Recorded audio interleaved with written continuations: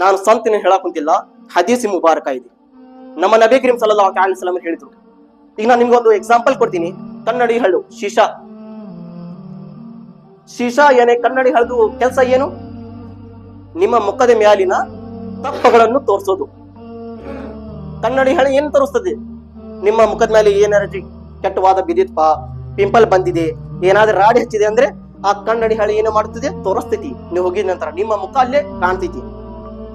ಈಗ ನಿಮ್ಮ ಮುಖದ ಮೇಲೆ ರಾಡಿ ಇದೆ, ನಿಮ್ಮ ಮುಖದ ಮೇಲೆ ಎಷ್ಟು ಪಿಂಪಲ್ಸ್ ಅದಾವು. ನಿಮ್ಮ ಮುಖಕ್ಕೆ ಸ್ವಚ್ಛ ಮಾಡ್ಕೊಂತೀರ, ಕನ್ನಡಿ ಹಳಿಗೆ ಮುರಿತೀರಿ ನೀವು? ಯಾರಿಗೆ ಮುರಿತೀರಿ ನೀವು? ನಿಮ್ಮ ಮುಖಗೆ ನೀವು ಸ್ವಚ್ಛತೆ ಮಾಡ್ಕೊಂತೀರಾ, ಏನ ಕನ್ನಡಿ ಹಳಿಗೆ ಮುರಿತೀರಿ ನೀವು?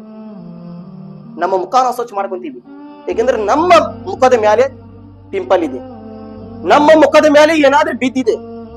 ಕನ್ನಡಿ ಹಳೆದ ಕೆಲಸ ಏನು? ಒಂದು ತಪ್ಪುಗಳನ್ನು ತೋರಿಸೋದು. ನಮ್ಮ ನಬಿ ಕರೀಂ ಸಲ್ಲಲ್ಲಾಹು ಅಲೈಹಿ ವಸಲ್ಲಂ ಹೇಳಿದ್ರು, ಮುಸಲ್ಮಾನ್ ವ್ಯಕ್ತಿ ಇನ್ನೊಬ್ಬ ಮುಸಲ್ಮಾನ್ ವ್ಯಕ್ತಿ ಕನ್ನಡಿ ಹಳ್ಳ ಇದ್ದಂಗಿದ್ದಾನೆ.